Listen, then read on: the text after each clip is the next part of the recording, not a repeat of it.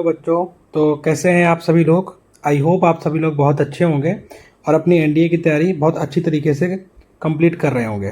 तो आज की क्लास बहुत इंपॉर्टेंट क्लास है। जैसा कि हम लोग एनडीए 1-2 2026 के मैथमेटिक्स का कंप्लीट सॉल्यूशन करने वाले हैं, तो उसमें पार्ट 1 और पार्ट 2 ऑलरेडी क्लास अपलोड कर दिया गया है यूट्यूब पे। आज की क्लास पार्ट 3 है और इसमें हम आपके सेट नंबर ए के क्वेश्चन नंबर 41 से लेके 60 यानी कि टोटल जो है 20 क्वेश्चंस कवर करेंगे। और अगर हमसे कोई पूछा जाए तो इन तीनों वीडियो में सबसे इंपॉर्टेंट वीडियो कौन सी है, तो आज की जो है video that is very important. ये बहुत ही इंपॉर्टेंट वीडियो है और इसके जो क्वेश्चंस हैं वो भी बहुत अच्छे क्वेश्चंस हैं। ठीक है, तो आप जो है प्लीज़ इसको अच्छे से देखिए और इन क्वेश्चंस को सॉल्व करने का प्रयास करिए, क्योंकि ये बहुत ही अच्छे बेहतरीन क्वेश्चन है और इसमें हम आपको हर तरीका बताएंगे, कैसे ट्रिक्स के भी कर सकते हैं, कैसे टेक्निक लगाएंगे और इसका जो लॉन्ग मेथड है वो भी क्या है, क्योंकि आपको वो भी आना चाहिए। समटाइम्स कैंडिडेट के दिमाग में रहता नहीं है ट्रिक्स, तो हमें ऐसा लगता है कि कैंडिडेट्स को दोनों ही चीज़ें आनी चाहिए एट द सेम टाइम। ठीक है, तो चलिए ज़्यादा टाइम वेस्ट नहीं करते हैं, पहला क्वेश्चन देखते हैं क्या है। तो देखिए 41 नंबर क्वेश्चन लिखा है, उसमें क्या लिखा है, let R be a relation on a set N. अब देखो एन का मतलब यहाँ पे सबसे पहले आप लिख लीजिए, एन का मतलब होता है that is natural number. N क्या होता है, एन आपका होता है नेचुरल नंबर। अच्छा, नेचुरल नंबर होता क्या है, नेचुरल नंबर आपका 1 से स्टार्ट होता है, तो 1 2 3 4 5 और डॉट डॉट डॉट एन। ठीक है, तो ये आपका नेचुरल नंबर का सेट होता है। अब यहाँ पे आपको एक रिलेशन दिया है, सबसे पहले आपको पता होना चाहिए रिलेशन होता क्या है। तो रिलेशन जो है वो आपका सबसेट होता है। रिलेशन क्या होता है, आपका सबसेट होता है of two sets, 2 cross sets. उनका जैसे अगर कोई भी 2 सेट हैं ए क्रॉस बी, तो उसमें से जो हमारा नया सेट बनेगा उसका जो सबसेट होगा वो आपका रिलेशन होगा। ठीक है, तो अब यहाँ पे देख रहे हैं कि रिलेशन हम लोगों को दिया गया R equals to X comma Y such that X comma Y जो है वो दोनों ही एन में बिलोंग करते हैं, और एक कंडीशन आपको दी है कि एक्स जो है वो बाई क्यूब के क्या है, बराबर है। तो हम लोग एक काम करते हैं, मान लेते हैं कि एक्स को हम लोग लेट करते हैं कि अगर जो है चूंकि एक्स बाई क्यूब के बराबर है, चूंकि एक्स क्या है बाई क्यूब के बराबर है, तो हम लोग लेट करेंगे लेट। अगर हम बाई को 1 मानेंगे तो बाई को 1 मानेंगे तो एक्स क्या हो जाएगा, एक्स इक्वल टू तुम्हारा बाई क्यूब है तो ये हो जाएगा 1 क्यूब और 1 क्यूब तुम्हारा 1 होगा। ऐसे ही बाई को अगर हम 2 मानेंगे तो एक्स तुम्हारा 8 हो जाएगा। बाई को अगर हम 3 मानेंगे तो एक्स तुम्हारा 27 हो जाएगा। बाई को अगर हम 4 मानेंगे तो एक्स तुम्हारा ऐसे क्या हो जाएगा, एक्स तुम्हारा 64 हो जाएगा। बाई को अगर हम 5 मानेंगे तो एक्स तुम्हारा क्या होगा, एक्स तुम्हारा 125 हो जाएगा। बाई को अगर हम 6 मानेंगे तो एक्स तुम्हारा क्या हो जाएगा, एक्स तुम्हारा हो जाएगा 216, 6 का क्यूब होता है ना। बाई को अगर हम 7 मानेंगे तो एक्स हो जाएगा 343 का।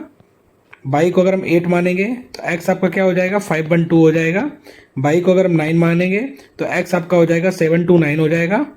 और बाई को अगर हम 10 मानेंगे तो एक्स आपका हो जाएगा 1000। हमने 10 कर लिए हैं। ठीक है, तो आपका जो रिलेशन है वो कैसा होना चाहिए, रिलेशन आपका एक्स कॉमा बाई के फॉर्म में होता है। ठीक है, तो एक्स कॉमा बाई का फॉर्म में देखिए, सबसे पहले ये वाला देखते हैं।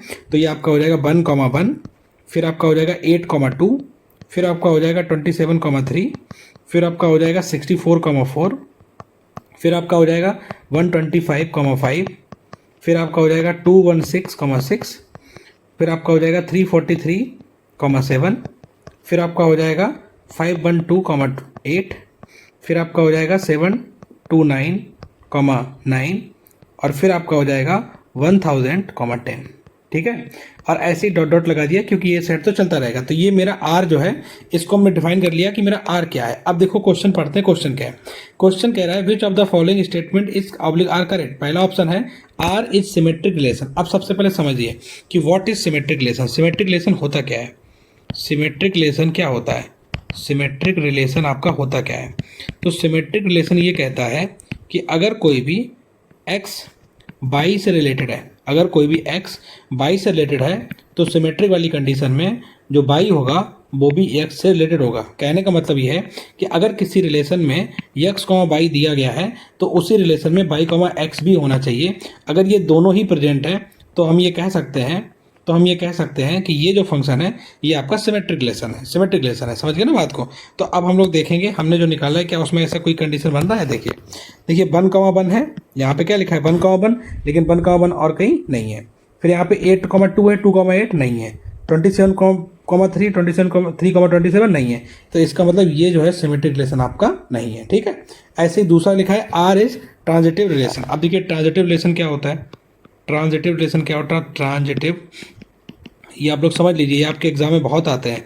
ट्रांजिटिव रिलेशन क्या होता है, तो ट्रांजिटिव रिलेशन जो होता है वो ये होता है कि अगर आपका एक्स जो है बाई से रिलेटेड है एंड बाई जो है वो आपका जेड से रिलेटेड है, तो उस केस में आपका एक्स जो है वो भी जेड से रिलेटेड होगा। कहने का मतलब ये है कि अगर कोई रिलेशन दिया है एक्स कॉमा बाई, ठीक है, और फिर दिया है बाई कॉमा जेड, तो वहाँ पे एक्स कॉमा जेड भी लिखा होना चाहिए। अभी आपको नहीं समझ में आ रहा होगा, हम समझा रहे हैं कैसे होगा। देखिए अब ये जो वाला क्वेश्चन है यहाँ पे देखिए लिखा है 1 कॉमा 1, तो 1 को हम मान लेते हैं एक्स और इस वाले 1 को बाई। अब देखो ऐसा कोई है जो बाई से स्टार्ट हो रहा है, कोई नहीं है, तो इसमें ये नहीं लगेगा। अगर ये नहीं लगेगा तो ये ट्रांजिटिव नहीं है। फिर भी जैसे हम लोग चेक कर सकते हैं, जैसे यहाँ पे आप लोगों को दिख रहा होगा, हम लोग इसमें देखते हैं क्या है कि कोई भी ऐसा रिलेशन हमको यहाँ पे नहीं मिल रहा है जिसमें हम आपको ये वाला रिलेशन बता सकें, लेकिन फिर भी हमें एक दिख रहा है जो हम आपको बता सकते हैं। जैसे मान लो ये 5 1 2 है, इसको हम x मानते हैं, इसको बाई मानते हैं। ठीक है, अब देखिए बाई एक्स कॉमा बाई है और ये है बाई कॉमा जेड। ये क्या है, बाई कॉमा जेड, तो एक्स ये है, बाई ये है, और बाई ये है, जेड ये है, तो एक्स जेड और होना चाहिए, यानी 512,2 होना चाहिए, जो कि नहीं है। तो इसका मतलब ट्रांजिटिव रिलेशन भी ये नहीं है। तो अगर ये मेरा सिमेट्रिक रिलेशन भी नहीं है, ट्रांजिटिव रिलेशन भी नहीं है, इसका मतलब इसका ऑप्शन डी एकदम से करेक्ट होगा, इसका ऑप्शन डी एकदम से करेक्ट होगा। और मेरी नज़र में ये क्वेश्चन सिंपल क्वेश्चन है। ठीक है, ये क्वेश्चन ज़्यादा टफ नहीं है, बस आपको अगर सिमेट्रिक और ट्रांजिटिव के बारे में पता है तो ये क्वेश्चन आसानी से कर लेंगे। अब लगे हाथ यहाँ पे हम आपको एक और होता है, एक होता है आपका सिमेट्रिक रिलेशन, एक होता है आपका ट्रांजिटिव रिलेशन, और एक होता है रिफ्लेक्सिव, एक होता है रिफ्लेक्सिव रिलेशन। उसमें क्या होता है कि एक्स जो है वो एक्स से ही रिलेटेड होता है, एक्स जो है वो एक्स से ही रिलेटेड होता है, एक्स जो है वो एक्स से ही रिलेटेड होता है। तो उस वाली कंडीशन में क्या होना चाहिए, जैसे एक्स कॉमा एक्स लिखा होना चाहिए। तो अगर ऐसा कहीं लिखा है तो हम ये कह सकते हैं कि ये रिलेशन रिफ्लेक्सिव रिलेशन है। और अगर ये तीनों ही रिलेशन किसी भी रिलेशन में ये तीनों ही रिलेशन अगर आ चुके हैं या आ गए, कोई ऐसा एग्जाम्पल आपके पास में है, तो उस वाले केस को equilibrium equilibrium equilibrium equilibrium relation बोलते हैं।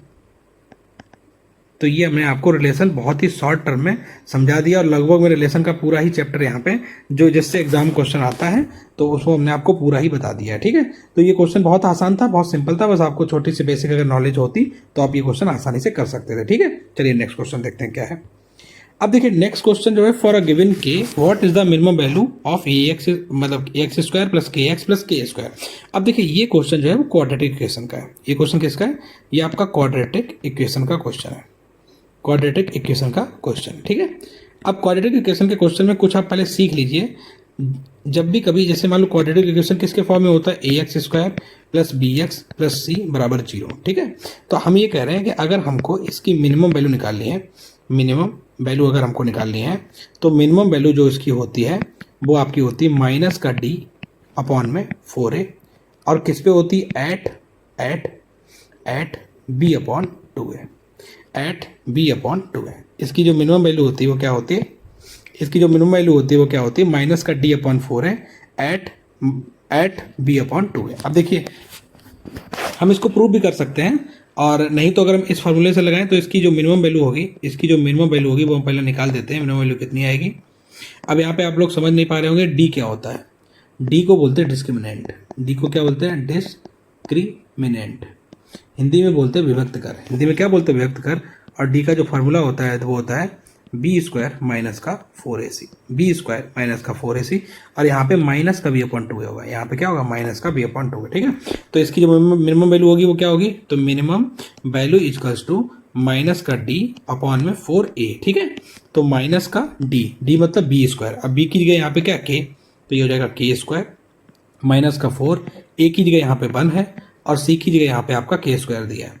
हम क्या कर रहे हैं, हमने इस वाले को कंपेयर किया है एक्स स्क्वायर प्लस के एक्स प्लस के स्क्वायर इक्वल्स टू 0 से। तो हम लोग यहाँ पे देख रहे हैं ये जो है ये मेरा ए से कनेक्ट हो रहा है, ये जो है ये मेरा बी से कनेक्ट हो रहा है, और सी की जगह हमारा के स्क्वायर है। समझ गए ना, ए बी सी की वैल्यू हो गई है। ठीक है, अपॉन में 4 इंटू ए की जगह 1, तो ये हो जाएगा मेरा माइनस का, दैट इज के स्क्वायर माइनस 4k² और ये आपका आ जाएगा डिवाइड बाई 4। तो जो आपका आंसर होगा वो आपका होगा 3k² डिवाइड बाई 4। तो ये आपका सी क्वेश्चन, सी नंबर एकदम से करेक्ट ऑप्शन है। और ये भी क्वेश्चन वेरी आसान है, बहुत ही सिंपल क्वेश्चन था। तो ये हम इसको सिंपल कैटेगरी में रखेंगे और हम इसको मतलब और भी विस्तृत फॉर्म में भी कर सकते हैं हालांकि, लेकिन अगर आपको एग्जाम की तैयारी करनी है तो ये आपको चीज़ पता होनी चाहिए, ये आपको आइडिया होना चाहिए। लेकिन अगर हमको ये नहीं पता होता तो कैसे करते, तो भी हम आपको यहाँ पे साइड में बता दे रहे हैं। यहाँ पे आप देखिए, जैसे कहीं पे लिखा है x² प्लस का kx प्लस का k², ये लिखा है सपोज, ठीक है।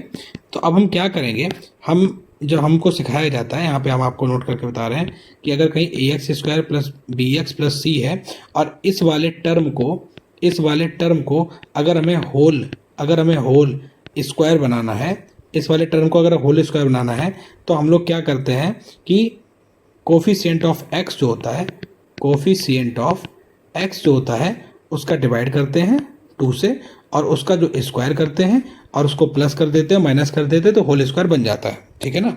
ये मैं यहाँ पे आपका कर दे रहे ताकि आप लोग कंफ्यूज नहीं हो, जब पीपीटी या आपको पीडीएफ मिलेगी तो आप लोग समझ जाना, ठीक है। तो देखिए अब यहाँ पे हम क्या करेंगे, x का कोफिशिएंट k है तो k से डिवाइड करेंगे तो ये हो जाएगा k/2 का स्क्वायर, तो ये हो जाएगा k²/4 को हम जोड़ देंगे और k²/4 को हम क्या कर देंगे, घटा देंगे, तो ये हमारा नया बन जाएगा, ठीक है। अब देखिए यहाँ से क्या होगा, ये x प्लस k/2 का होल स्क्वायर बन जाएगा और ये बन जाएगा प्लस का, अब जब इसको सॉल्व करेंगे तो ये हो जाएगा 3k²/4। अब देखिए ये टर्म की वैल्यू मिनिमम वैल्यू 0 हो सकती है, अगर ये टर्म की वैल्यू मिनिमम 0 हो गई तो ये तो 0 हो जाएगा, बचेगा क्या 3²/4। तो मेरा आंसर भी क्या है 3²/4। और ये 0 कब होगी, जब x की वैल्यू माइनस के k/2 के बराबर होगा, तब ये क्या हो जाएगा 0 हो जाएगा।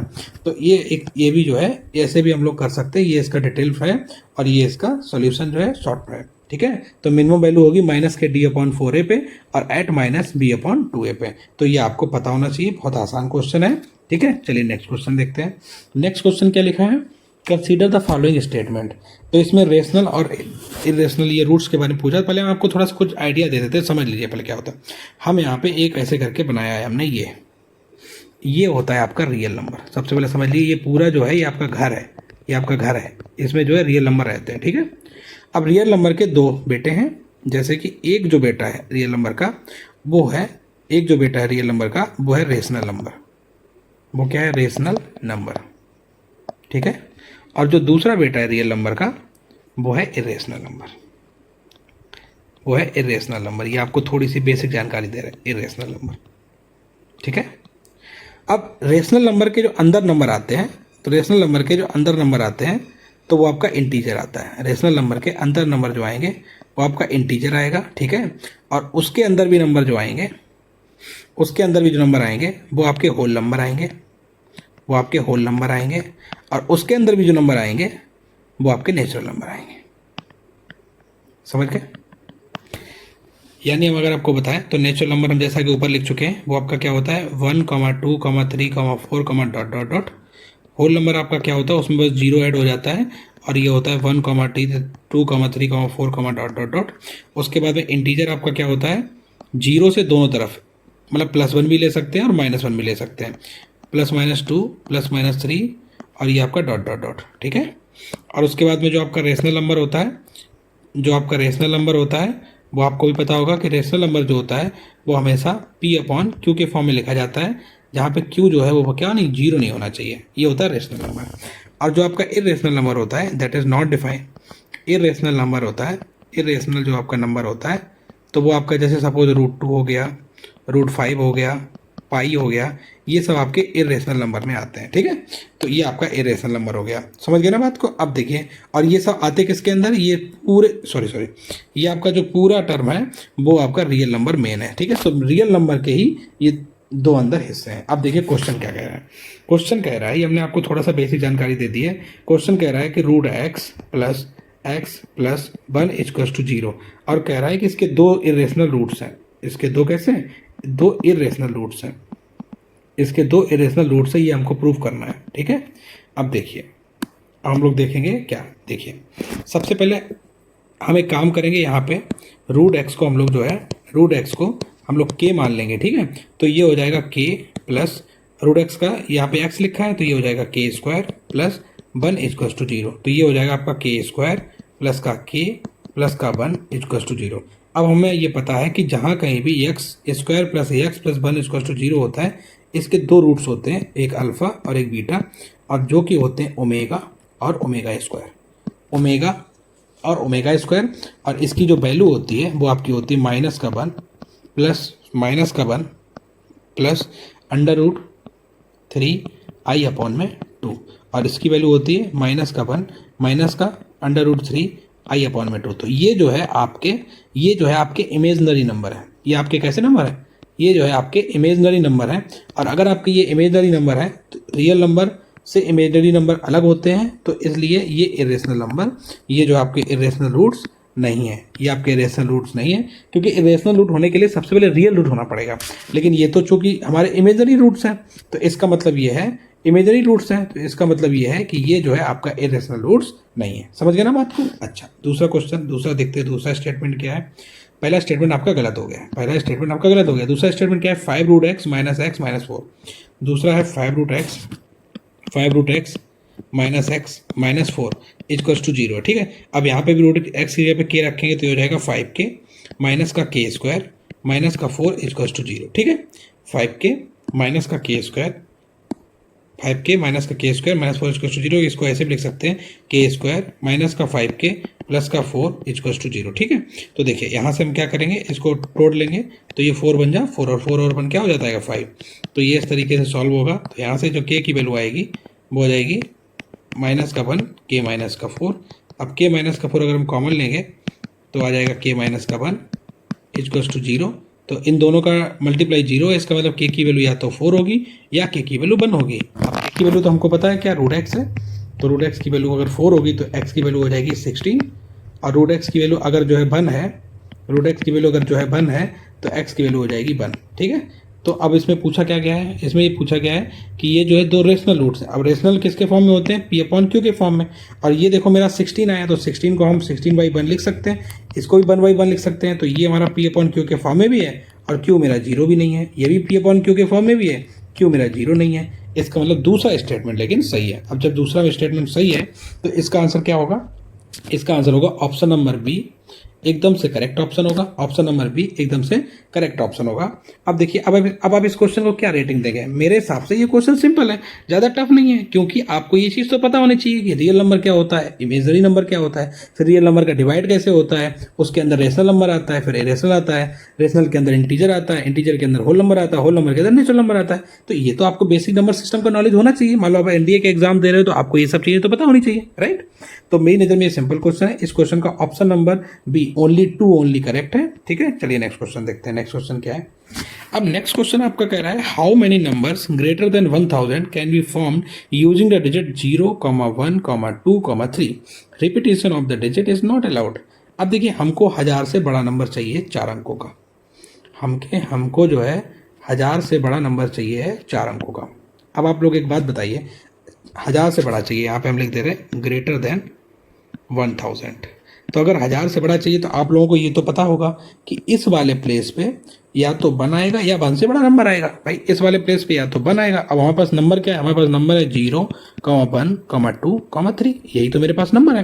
तो इस वाले प्लेस पे या तो 1 आएगा या 2 आएगा या 3 आएगा, और कुछ आ सकता है क्या प्लेस पे? नहीं। तो ये वाला प्लेस कितने तरीके से भरा जा सकता है? वेस्ट टू फिल ये वाला जो प्लेस है वो 3 तरीके से बना सकता है, या तो यहाँ पे 1 आएगा, या यहाँ पे 2 आएगा, या यहाँ पे 3 आएगा। ठीक है, इनटू। अब इस वाले में आते हैं। ठीक है, अब मान लीजिए हमने इसमें 1 भर दिया। अब हमने जब इसमें 1 भर दिया तो मेरे पास नंबर कौन कौन सा बचा? 0 बचा, 2 बचा और 3 बचा। 0 बचा, 2 बचा और 3 बचा। इसका मतलब जो ये वाला जो फिल इन द ब्लॉक्स है, मतलब ये ब्लॉक है, ये जो बॉक्स है, इसको हमें फिल करने के क्या तरीके हैं? इसको फिल करने के तरीके 3 हैं। जब यहाँ पे 1 नंबर भर जाएगा तो 3 नंबर यहाँ पे भरे जा सकते हैं। अच्छा, उसके बाद में हमने यहाँ मान लो 1 भर दिया, यहाँ 0 भर दिया, तो इसको भरने के तरीके 2 होंगे, या तो 2 भरो या 3 भरो। तो इसको भरने के तरीके होंगे 2, और लास्ट वाले को जब यहाँ पे 3 नंबर ऑलरेडी भर चुके होंगे तो इसके भरने के तरीके होंगे 1। अब ये इसलिए है क्योंकि यहाँ पे रेपिटेशन अलाउड नहीं है। अगर रेपिटेशन अलाउड होता तो हमें इसका आंसर, अगर यहाँ पे देखिए, ये आंसर मेरा आ गया 3 × 3 9 2 18। आंसर मेरा 18 हो गया। ये कब हुआ? जब हमारा रेपिटेशन, यहाँ पे हम आपको लिख दे रहे हैं, जब हमारा रेपिटेशन नॉट अलाउड, जब यहाँ पे अलाउड नहीं था। लेकिन अगर वो क्वेश्चन में कह देता कि हमारा रिपीटेशन अलाउड है, अगर वो क्वेश्चन में कह देता रिपीटेशन अलाउड है, तो उस वाले केस में क्या होता है, ये वाला तो 3 तरीके से भरा जा सकता था, ये वाला 3 तरीके से भरा सकता था, लेकिन इस वाले को हम 4 तरीके से भर सकते थे, इसको भी 4 तरीके से भर सकते थे और इसको भी 4 तरीके से भर सकते थे। क्यों? क्योंकि रिपीटेशन अलाउड है। तो उस केस में मेरा आंसर होता 4 4 जा 16, 4 जा 64 और 64 इंटू 3 करेंगे तो आपका आंसर विल बी 192। समझ गए ना आप बात को? तो ये रिपीटेशन अलाउड है तब का आंसर है, और ये रिपीटेशन अलाउड नहीं है तो मेरा आंसर कितना होगा? 18 मेरा आंसर होगा। ऑप्शन नंबर बी एकदम से करेक्ट ऑप्शन है। अब देखिए ये क्वेश्चन वही है कि आपको अगर पता है इसके बारे में तो आप लोग कर लेंगे, अगर आपको इसके बारे में नहीं पता है तो आप इसको छोड़ देंगे, ठीक है। तो मेरी नज़र में फिर से इस क्वेश्चन को अगर आपकी नज़र में नहीं मालूम है तो हम इसको मॉडरेट कैटेगरी में रख सकते हैं, लेकिन है तो ये सिंपल ही, ठीक है, ज़्यादा टफ नहीं था क्वेश्चन, बस आपको कॉन्सेप्ट पता होना चाहिए, ठीक है। चलिए नेक्स्ट क्वेश्चन देखते हैं क्या है। देखिए एपीजीपी मेरा फेवरेट है क्योंकि एपीजीपी के क्वेश्चन हम सेकेंडों में सॉल्व करते हैं। ऐसे ये क्वेश्चन है, देखिए क्या है पूछा गया है, द पीएथ टर्म, सबसे पहले दिया गया है पीएथ term of an AP is के, एक एपी है उसका पीएथ टर्म के है। अच्छा पूछा क्या गया है, what is the sum of the pth term, तो सम पूछा गया है पीएथ टर्म का, प्लस फिर लिखा है p plus qth term, p plus qth term, t P plus q हो गया, plus T P minus qth term, इसका हमको सम पूछा गया। अब देखो ये क्वेश्चन तो भाई बहुत आसान है, अब लेकिन ये क्वेश्चन आप लोग सॉल्व कई तरीके से कर सकते हैं, हम आपको सॉल्व तो करा रहे हैं, लेकिन सबसे पहले हम यहाँ पे आपको एक नोट लिखवा देते हैं जो आपको पता हो जाए। नोट क्या है, हम ये कह रहे हैं कि जो ये T P plus Q plus T P minus Q equals to 2 into T P होता है, equals to 2 into T P होता है। अब हम समझा भी देंगे आपको, आप लोग अपनी कॉपी में नोट कर सकते हैं क्या, the sum of equidistant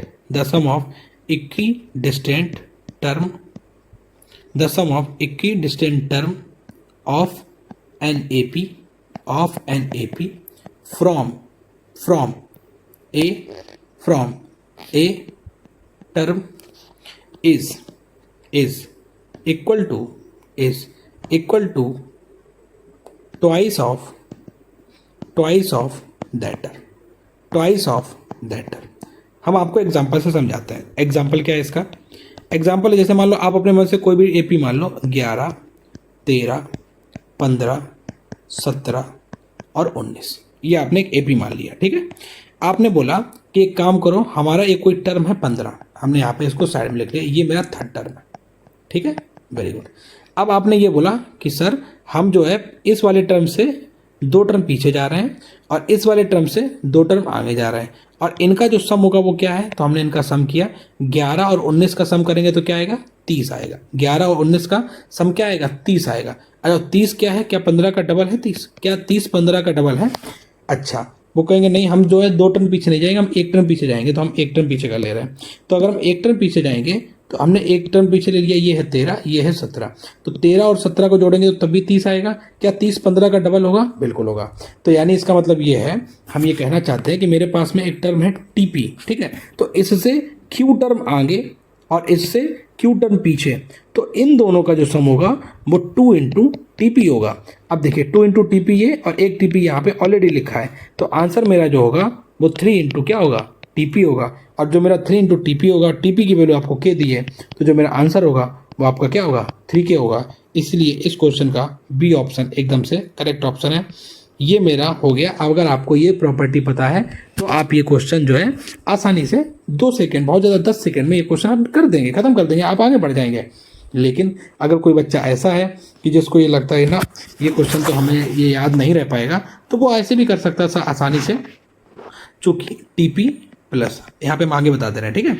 अब ये देखो इसको सॉल्व कर लेते हैं। तो हमें पता है कि अगर कोई भी टीएन होता है, अगर कोई भी यहाँ पे टीएन होता है तो उसका फार्मूला क्या होता है, उसका फार्मूला होता है a plus n minus 1 into t. यही तो होता है टीएन का फार्मूला, एपी का टीएन का फार्मूला यही होता है।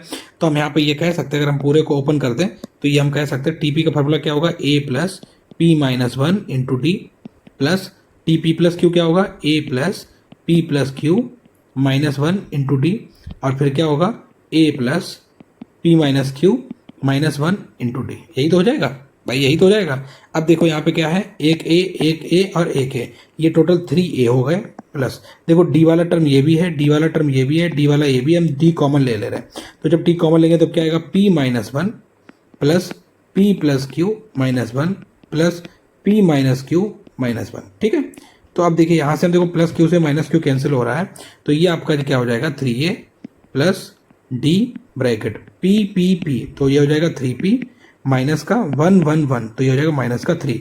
तो अगर हम एक काम करें 3 पूरे में से कॉमन ले लें तो क्या आएगा, तो आपका आएगा a प्लस पी माइनस का 1 इंटू में d।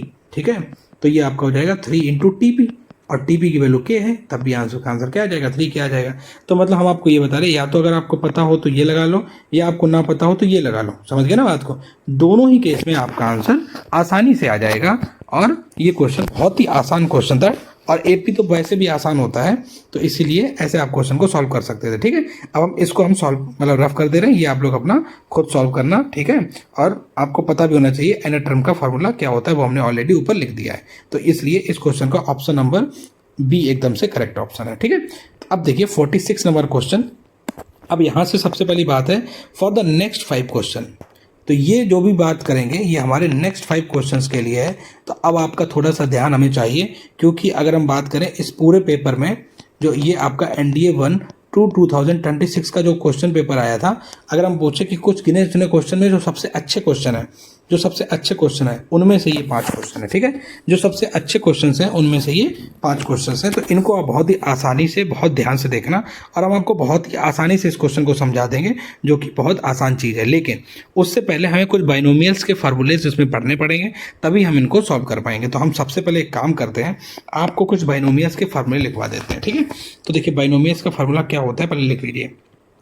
अगर मान लो कहीं पे a प्लस बी की पावर n है, तो इसका फार्मूला होता है N c zero into a की पावर n इंटू बी की power 0 plus n c one into a की power n minus 1 into b plus n c two into a की power n minus 2 into b square plus dot dot dot n C n into a की power 0 into b की power n, ये होता है। ऐसे ही a minus B की power n का फार्मूला क्या होगा, वो आपका होगा n c zero into a की power n into minus B की power 0 plus n c one into a की power n minus 1 into minus का b plus n c two into a की power n minus 2 into minus की b की power 2 plus dot dot dot plus n C n into a की power 0 into minus B की power n। ठीक है, ये 2 फार्मूले होते हैं बाइनोमियल के, जिसको एक्सपेंड, अब हम इससे कुछ भी एक्सपेंड कर सकते हैं। ठीक है, अब हम क्या कर रहे हैं, अब हम जो है दोनों को ऐड कर दे रहे हैं। तो अगर हम दोनों को ऐड करेंगे तो क्या आएगा, दोनों को ऐड करेंगे तो आएगा a प्लस बी की power n plus a minus B की पावर n। क्या है, a प्लस बी की power n plus a minus B की पावर n इक्वल्स टू, अब देखिए पहला टर्म ये इसका है, पहला टर्म ये इसका है। तो देखिए एन सी जीरो सेम है, दोनों में ए की पावर एन सेम है, और देखो बी की पावर 0 1 होता है, बी की पावर 0 1 होता है। ठीक है, तो दोनों ही केस में 1 आएगा, तो हम यहाँ कह सकते हैं twice of n c zero into a की पावर n। समझ में आया बात, प्लस अब देखिए दूसरा टर्म क्या है, दूसरा अपन एन सी वन यहाँ भी है, एन सी वन यहाँ भी है, ए की पावर n माइनस 1 यहाँ भी है, ए की पावर n माइनस 1 यहाँ भी है, लेकिन यहाँ पे b है, यहाँ पे माइनस b है, तो ये दोनों एक दूसरे को क्या कर देंगे, कैंसिल कर देंगे, यानी कि ये टर्म कैंसिल हो जाएगा। नेक्स्ट क्या है, एन सी टू यहाँ भी है, एन सी टू यहाँ भी है, ए की पावर n माइनस 2 यहाँ भी है, ए की पावर n माइनस 2 यहाँ भी है, यहाँ भी बी स्क्वायर है, और ये भी देखो पॉजिटिव का बी स्क्वायर हो जाएगा, तो यहाँ भी हो जाएगा twice of n c two plus twice of n c two plus a की power twice of n c two into a की power n minus 2 into b square. ठीक है, प्लस का डॉट डॉट डॉट, प्लस का dot dot dot, और पीछे क्या हो जाएगा, पीछे क्या हो जाएगा, प्लस का डॉट डॉट डॉट, और पीछे क्या हो जाएगा प्लस, यहाँ पे देखो एन सी एन ए की पावर 0 ए की पावर 0 बी की पावर n बी की पावर n। ठीक है, तो यहाँ पे हम लोगों का चूंकि n पता नहीं है, तो इसलिए हम लोग इसको यहाँ पे नहीं लिख रहे हैं, क्योंकि हमें बी ये n पता नहीं, n मतलब इवन नंबर है या ऑड नंबर है। ठीक है, तो इसको हम छोड़ देते हैं। तो अगर हम इसको थोड़ा सा और सॉल्व करते तो हम क्या ऐसे कर सकते हैं, यहाँ से हम 2 हटा के, और एक काम करें हम यहाँ पे अगर ऐसे करके करते हैं तो आपको कोई दिक्कत नहीं होनी चाहिए। अब हम यहीं पे लगे हाथों a प्लस बी की power n minus a minus B की पावर n भी निकाल लेते हैं, तो वो क्या आएगा 2 ब्रैकेट, अब हम डायरेक्ट लिख रहे हैं, आप लोग करके देखिए 2 bracket n c one into a की power n minus 1 into b, a की power n minus 1 into b plus n c three into a की power n minus 3 into b cube plus dot dot dot. ये आपको दोनों फार्मूले पता होने चाहिए, इस क्वेश्चन में अप्लाई होंगे, और आपके आगे भी एग्जाम आते हैं उनमें भी ये अप्लाई होते रहते हैं, तो इसलिए हमने इसको बता दिया आपको। अब देखिए क्वेश्चन क्या है, क्वेश्चन को बहुत ही आसानी से और बहुत ही ध्यानपूर्वक सुनिए। देखिए क्या लिखा है, सबसे पहले जो चीज़ लिखी है वो आपको लिखना पड़ेगा अपनी कॉपी पे। क्या कह रहा है, यू आपका एक पॉजिटिव इंटीजर है। सबसे पहली बात, पॉजिटिव इंटीजर क्या होता है? अभी हमने बताया था कि इंटीजर जो है, अभी हमने देखिए पीछे क्या बताया था, यहाँ पे देखिए पूरा इंटीजर का हमने इंटीजर के बारे में बात करी थी। इंटीजर यहाँ पे कहीं लिखा होगा इंटीजर, तो इंटीजर आपके देखो पॉजिटिव भी होते हैं, नेगेटिव भी हो जाते हैं। ये इंटीजर की बात है, तो इसमें हमको +1 +2 +3 लेना है, यानी कि एक एब्सोल्यूट नंबर होता है। ये हमारा क्या है, एक एब्सोल्यूट नंबर है। तो इसका मतलब जो यू है एक पॉजिटिव है, तो यू की वैल्यू 0 नहीं हो सकती। यू की वैल्यू मेरी क्या नहीं हो सकती, यू की वैल्यू 0 नहीं हो सकती। तो हम यहाँ पे लिखेंगे, तो यू की वैल्यू जो है वो हमारा क्या हो सकती है, +1 +2 +3 और डॉट डॉट डॉट। यही मेरी यू की वैल्यू होगी, पहली बात। दूसरी बात क्या लिखा है, एफ एक रियल नंबर है, यहाँ पे ये भी लिख लो, एफ मेरा एक रियल नंबर है। एफ मेरा एक रियल नंबर है, ठीक है। और जो एफ है वो 0 से बड़ा है और 1 से छोटा है। एफ जो है 0 और 1 के बीच में लाई करता है। कहानी क्लियर, कोई दिक्कत नहीं, ठीक। अब देखिए क्या दिया है, u प्लस एफ की वैल्यू आपको दी है √2 + 1 की पावर 10, ठीक है, कॉमा। और जो b है उसकी वैल्यू आपको क्या दी है, √2 - 1 की पावर 10, ठीक, कोई दिक्कत नहीं, ठीक, ओके। अब पूछा गया है 46 question, consider the following statement. पहला स्टेटमेंट क्या है, पहला स्टेटमेंट है आपका निकालना है u + b + f, जो कि एक इंटीजर है, जो कि क्या है, एक इंटीजर है। ये हम लोगों को सॉल्व करना है। अब इंटीजर का मतलब क्या है, एक एब्सोल्यूट वैल्यू आएगी। तो एक काम करेंगे, u + b + f की वैल्यू निकाल लेते हैं। तो u + b + f की वैल्यू क्या है, देखो u + f ये है और b ये है, इसका मतलब इन दोनों को जोड़ना है आपस में।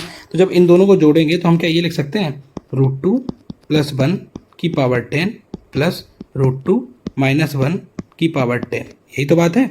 अब बताइए, अब ये एक काम कर लें, क्या ये वाला फॉर्मूला आपको दिख रहा है, a + b की पावर n + a - b की पावर n = 2, दिख रहा है आपको, दिख रहा है।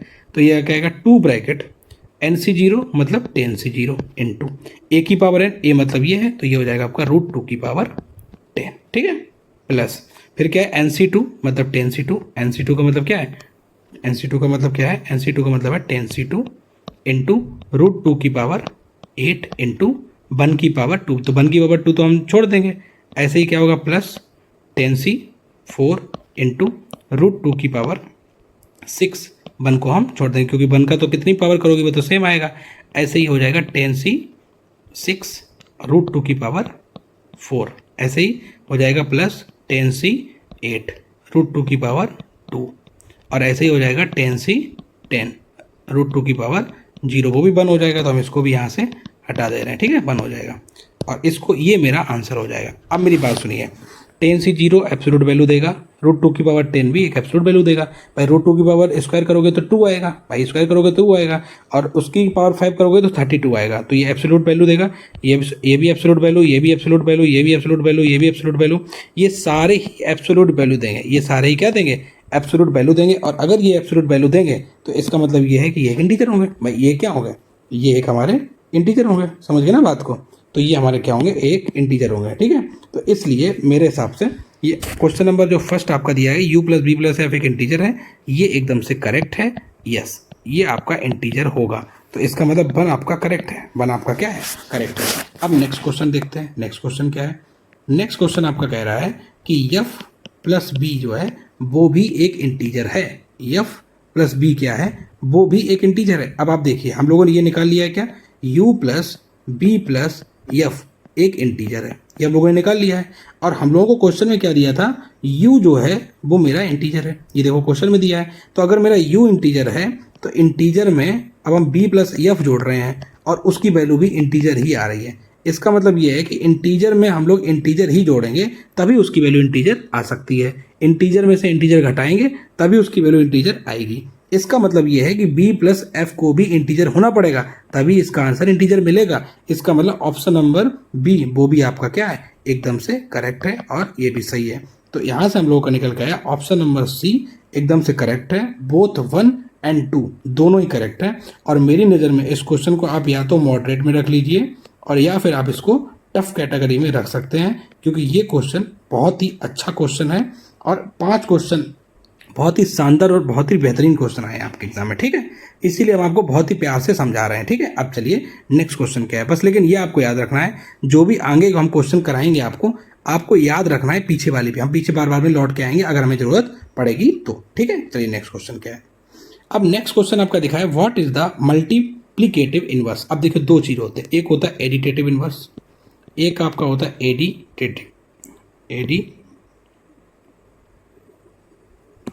एक आपका होता है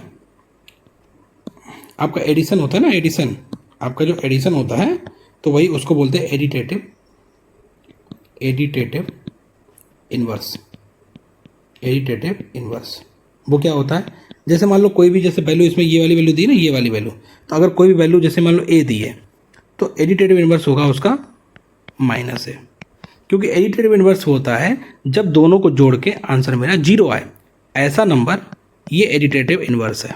ऐसा नंबर जिसको जोड़ने पे आंसर मेरा जीरो आए तो वो होता है एडिटेटिव इनवर्स। और जो तुम्हारा मल्टीप्लिकेटिव इनवर्स होता है वो तुम्हारा क्या होता है, जैसे मान लो कोई ए है तो इसी का अगर 1/a कर दें तो ए से कट के आंसर क्या आएगा, 1 आएगा। तो यहाँ पे मेरा जो मल्टीप्लिकेटिव इनवर्स है, वो आपका 1/a आएगा। तो यानी कि इस क्वेश्चन में क्या पूछा है, हमें बताना है मल्टीप्लिकेटिव इनवर्स किसका बताना है, √2 + 1 की पावर 20 का बताना है। तो हमें इसका मतलब इसका मल्टीप्लिकेटिव इनवर्स क्या निकालना पड़ेगा, वो आपका होगा 1/√2 + 1 की पावर 20। भाई यही तो होगा। तो क्या हम इसको ऐसे लिख सकते हैं 1/√2 + 1 की होल पावर 20, क्योंकि 1 की पावर अगर 20 कर देंगे तो वो भी 20 रहेगा। अब देखिए हम इसका रेशनलाइजेशन कर देंगे, जब रेशनलाइजेशन करेंगे तो √2 - 1 का ऊपर नीचे मल्टीप्लाई कर देंगे, √2 - 1 का ऊपर नीचे क्या कर देंगे, मल्टीप्लाई कर देंगे, और ये हो जाएगा पावर 20। तो अब ये हो जाएगा √2 - 1 की पावर 20 अपॉन में नीचे देखिए, ये देखिए a + b लिखा है और ये a - b लिखा है। तो आपको पता होना चाहिए कि a² + b² होता है a + b और a - b, a + b a - b। तो ये हो जाएगा a² - b²। तो √2 का स्क्वायर होगा 2 - 1 b का स्क्वायर होगा 1 की पावर 20। तो ये हो जाएगा आपका √2 - 1 की पावर 20 डिवाइड बाई 1 की पावर 20, तो 1 ही होगा। तो मेरा जो मल्टीप्लिकेटिव इनवर्स आया वो आया √2 - 1 की पावर 20। ये देखिए क्वेश्चन में आंसर होना चाहिए।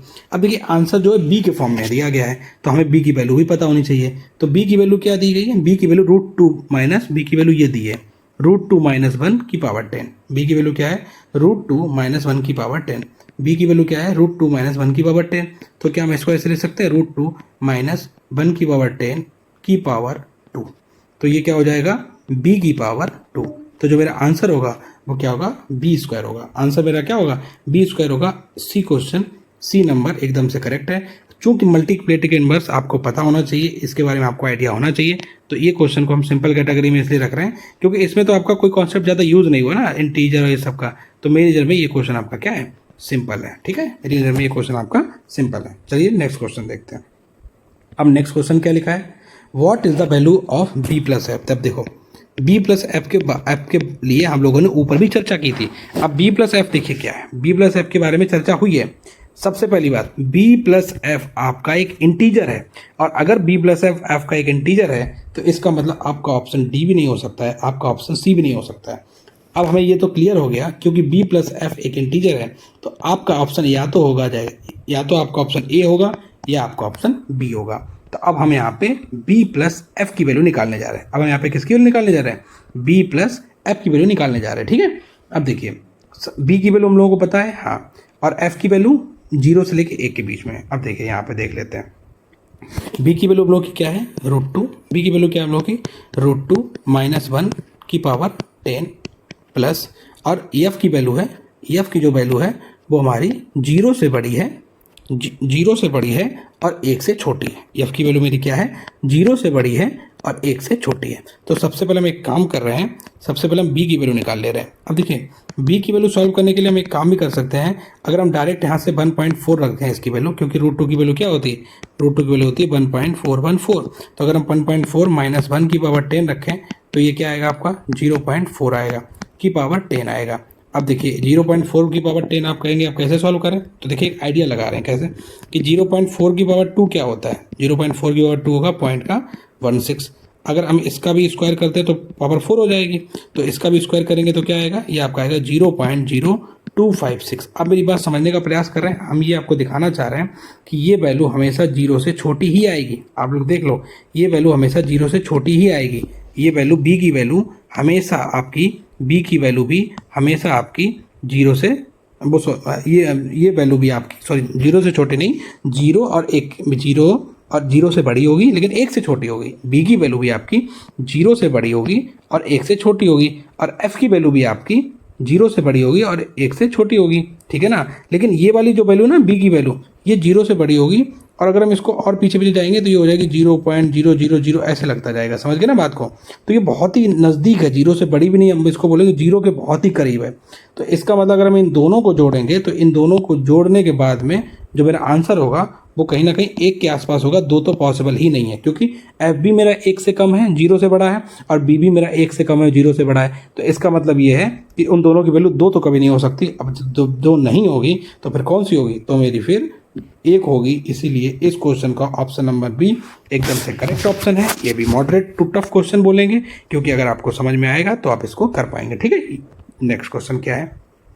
नेक्स्ट क्वेश्चन में यू की वैल्यू पूछ रहा है। आप देखिए यू की वैल्यू कैसे निकालेंगे, यू की वैल्यू कैसे निकालेंगे। देखिए यू की वैल्यू हम लोगों को दिया गया, यू एक इंटीजर है, वेरी गुड, यू एक इंटीजर है, और क्या है, U plus B plus F. क्या हम लोगों को बी प्लस एफ की वैल्यू पता है?